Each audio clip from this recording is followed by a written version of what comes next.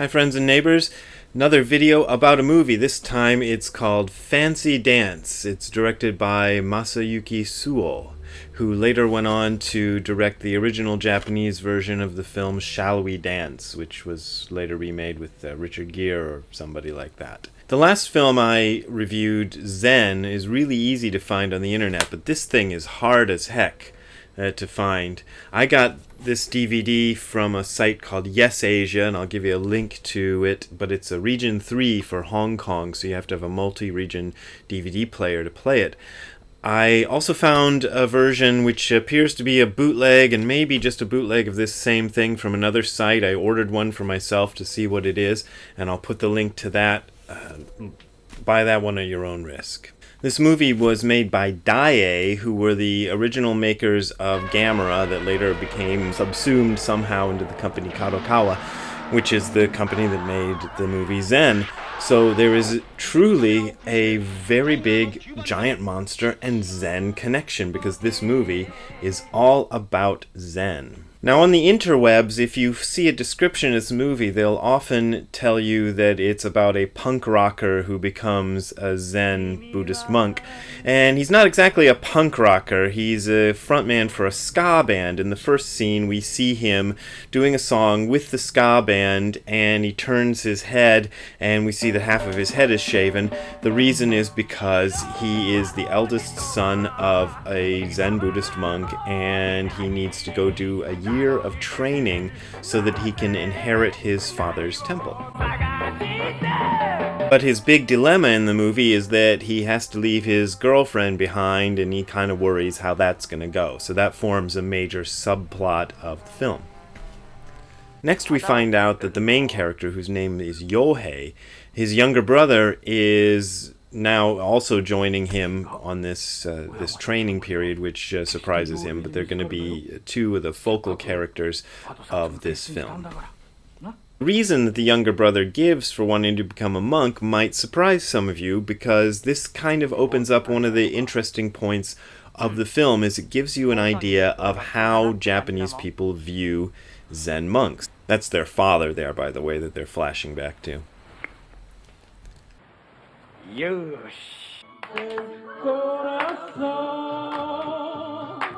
The third major character is a guy who is getting into the Zen training because his girlfriend's father owns a temple, and if he marries into the family, then he gets to become a professional monk running a temple too. We get introduced to the fourth main character, who's this kind of guy who's being pushed into the monk's life by his overbearing mother. And we get to see the monks go through this process called Tangaryo, which you would do if you went to Tassajara or someplace like that in a modified form, but it's kind of almost like a hazing. They put you through a really, really rigorous period of training, including a week of doing nothing but zazen, and see if you can survive that. So we see some of that, and we also see how the monks at first will kick people out. You know, that's part of the deal, is that you go there, you request to come in, and they boot you out, and then you request to come in again, and then you have to go through this kind of hazing process. So we see that happen. お山に何しに来たお山に何しに来たかもわかんねえのかそんなやつお山に入れるわけにはいかねえとっとと帰れ Here, our main character Yohei talks us through some of the things that novice monks have to do, including the ritualized meal taking called oryoki. And if you guys have gone to my retreats and complained about how strict oryoki is, you haven't seen anything.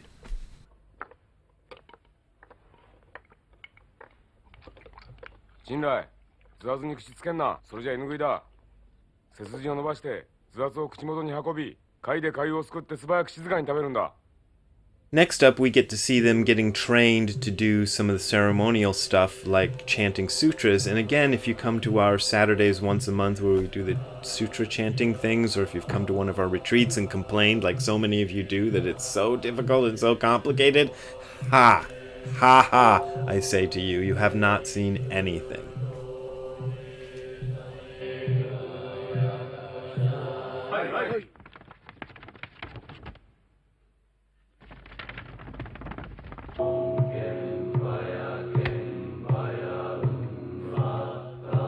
Next up, we get another scene which kind of shows you the way Zen life is viewed by Japanese people. Ikuo, or Ikusho as he becomes named with his Zen name, he gets hit on by a gay monk, an elder gay monk, and this is such a cliche that it's a cliche in a lot of Japanese novels and films and things.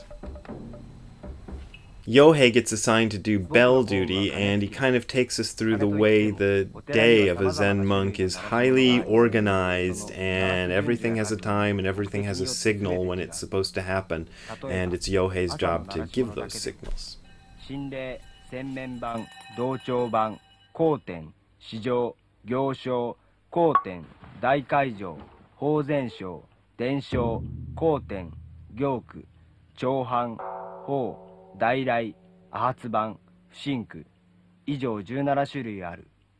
Then we get another scene that kind of shows the way Zen life is seen by Japanese people. The elder monks are shown kind of smoking and gossiping and drinking beer.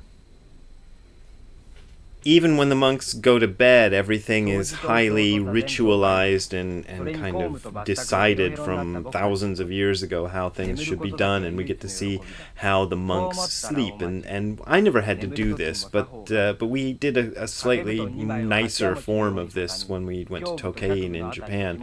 We didn't sleep on the sitting area, which is the normal thing to do, which is what's shown in this film. We had our own separate room, but we all had to sleep together side by side, kind of like this. 裸になるな、しどけない格好で眠るな。要するに、体全体を右側に向け、両足を少し曲げ、右手を心持ち曲げて顎の下に置く。左手はまっすぐ伸ばして左の股の上に置き、左足の親指を右の内側のくるぶしに置いて眠るという。Only nobody fell off the ton and clunked their head.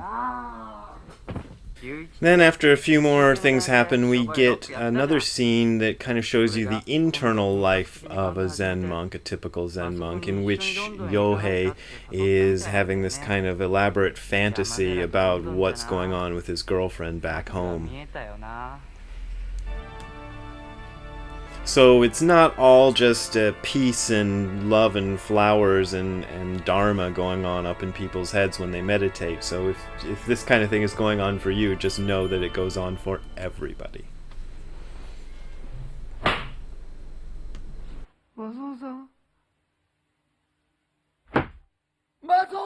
Now we get a scene where the elder monks are doing the laundry, and this introduces us to two more characters. Shoei, who is a female monk, and I'm not really sure exactly her position, but she's definitely a higher up, and she definitely takes the practice very, very seriously. And we get the abbot, who is shown to be... this is another kind of stereotype of the way Buddhist life is viewed in Japan. He's kind of a joke. He presents himself as very serious and very into the Dharma, but he's a big phony who's just into being fancy. Now we get a scene where we're introduced to the only guy who's kind of seen as a real Zen master, and his position seems to be somewhere outside of the regular sort of workings of the temple. He's shown giving a lecture, and I saw a reviewer talk about this as he's the senile old master, but I don't think he's being shown to be senile at all. I think he's being presented as being very wise, but in a very unconventional way, and that's another kind of stereotype of a Zen person that the Japanese have. A few more scenes after this, we see Eishun, the guy who got into Zen because he wanted to inherit his girlfriend's temple, kind of musing on the phoniness of the whole Zen thing and whether or not enlightenment exists, and it ends up with this kind of neat little punchline about Yohei's dad and whether he's enlightened. これじゃあ住職になってもまるっきりの詐欺やがな。過去だけで人様騙して金儲け。嫌なんな。傭兵、お前とこの姉さん悟ってんのんかいな。え De corazón. Then we're shown another aspect of Zen practice. The monks all go out to town to do what's called takuhatsu, which is a ritual begging practice where they ask for donations from the townspeople. And in yet another sort of typical monk thing that monks do in Japan, the monks use their time in town to go to a hostess bar and drink and party and do various unmonk-like things. Meanwhile, one of the elder monks is in the booth next door wearing a wig and pretending to be a regular salaryman. This is yet another one of these stereotype what monks do things that a lot of Japanese people have, for good reason, because it happens fairly often. おい、どうしたのさ。ねえ、ここ座っていいかな。何飲みますか。まずはおビール。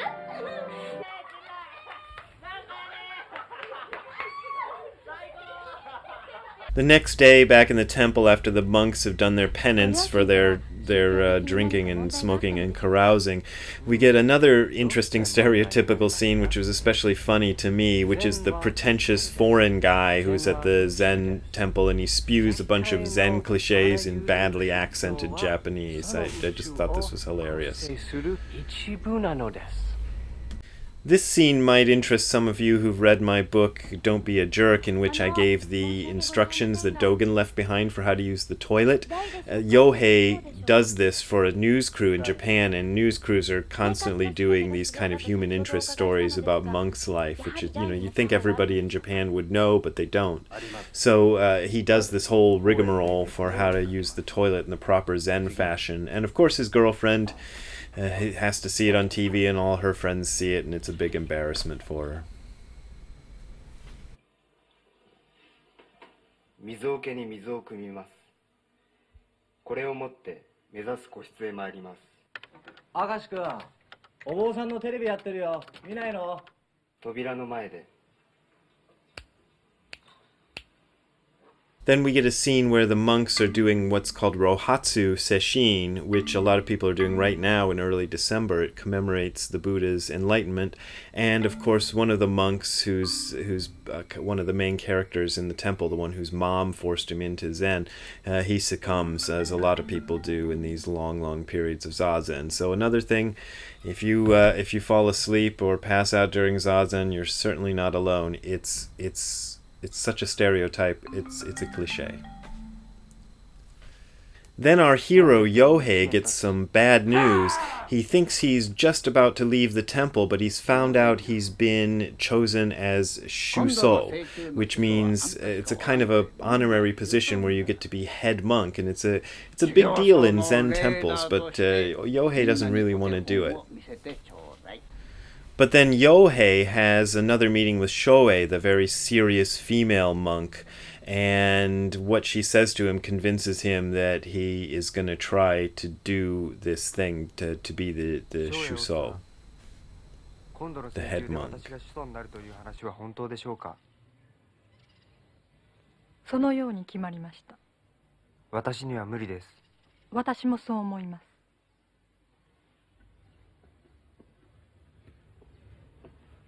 Then we get this scene in which Yohei tells us about the typical 3-month periods that the Zen life is broken up into, and how he's going to do this thing called a Hosen Shiki, which is going to test his mettle in order for him to be the Shuso for the practice period, for the Ango that's coming up. みんなの手本になる役だ。その成中のクライマックスに用意されている発戦式では、 主祖と修行僧が全問答を戦わせる。そしてこれが済まないと住職の位がもらえない。小さな寺で発戦式をすれば問答も5問くらいで済むが、明慶寺では25人を相手に25問叫び合わねばならない。 So on the day of Yohei's Hosen Shiki, where he's going to be tested to see if he can become a Zen monk, his friends from the ska scene show up, and then his girlfriend also shows up dressed in a nice kimono, which is a bit of a twist because you think she was kind of through with him just before this happens. And the film climaxes with Yohei's Hosen Shiki and how it all resolves. And this is a bit of a spoiler if you don't want to know how the film ends, so maybe you want to go buy the film and then watch it before you watch the rest of this, but I think it's kind of neat.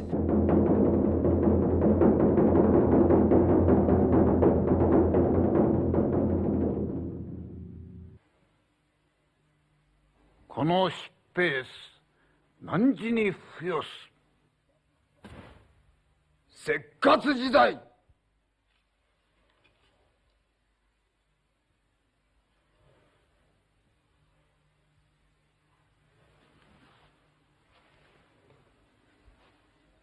こう万道の諸流蔵試みに発戦一条せんことかいくじゃり折半をこせよ民。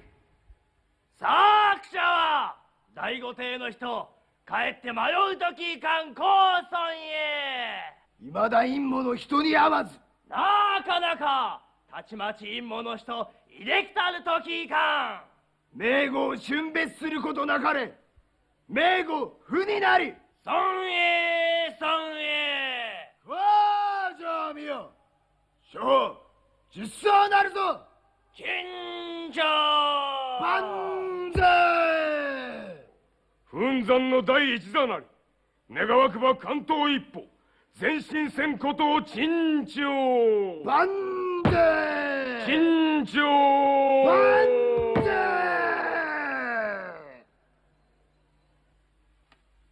今の陳情を待った。酒造に問う。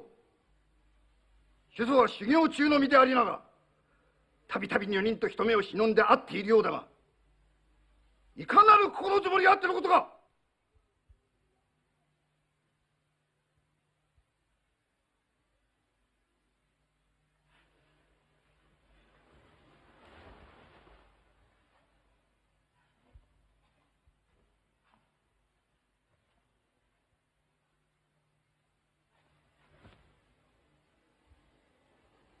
あるがままなり。